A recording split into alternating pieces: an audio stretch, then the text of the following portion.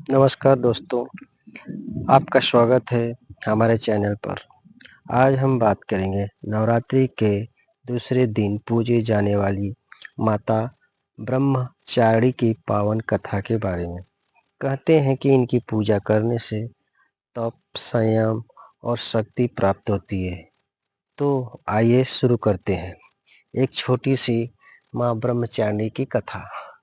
ये कथा से हमारे जीवन की सारी संकट दूर हो जाती है, जिससे हमको एक अच्छी शक्ति मिलती है। हमारे जीवन में सारी बाधाएं दूर हो जाती है।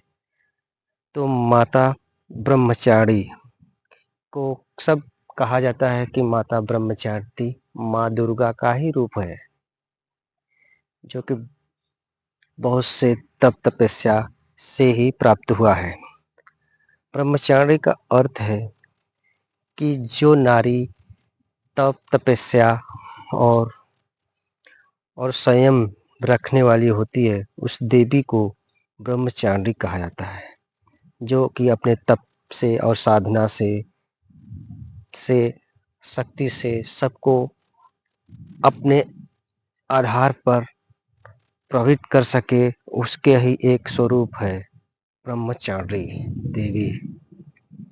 जिस ब्रह्मचारिणी माता देवी, इनके हाथ में एक जयमाला और दूसरे में एक कमंडल होता है।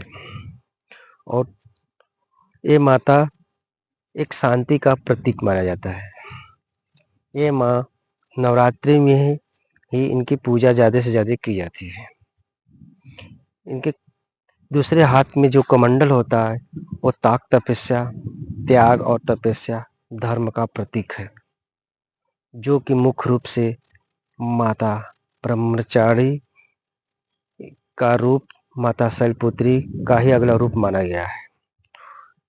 उन्होंने भगवान शिव को पाने के लिए ये कठोर तपस्या की।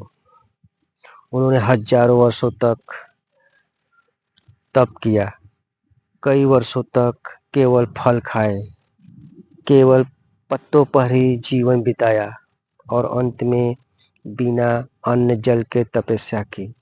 इनकी इन कठोर तपस्या देखकर सभी देवी देवताएं, पूरा ब्रह्मांड चकित हो गए और अंत में भगवान शिव भी उनकी इस भक्ति और तपस्या से प्रसन्न हुए। तपस्या का फल तो भाई सबको मिलता है, तो देवी को भी क्यों नहीं मिलेगा। भगवान शिव ने प्रकट होकर कहा, हे देवी, तुम्हारी तपस्या सफल हुई, तुम्हें अपनी पत्नी के रूप में स्वीकार करता हूँ। इस प्रकार माता ब्रह्मचारिणी का तप सफल हुआ। माता ब्रह्मचारिणी की पूजा से जीवन की धैर्यता बढ़ती है, जीवन मन मजबूत बनता है, कठिनाइयाँ लड़ने की शक्ति मिलती है, सफलता के रास्ते खुल जाते हैं। तो दोस्तों, एक छोटी सी कथा हमारे जीवन में यह बतलाती है कि माता ब्रह्मचारिणी की जैसे ही अपने जीवन में जो इंसान सीख मिलता है, सच्ची मेहनत और तपस्या से हर लक्ष्य प्राप्त किया जा सकता है। तो इसी तरह अगर शक्ति और श्रद्धा चाहिए तो माँ का पूजा सदैव करना चाहिए।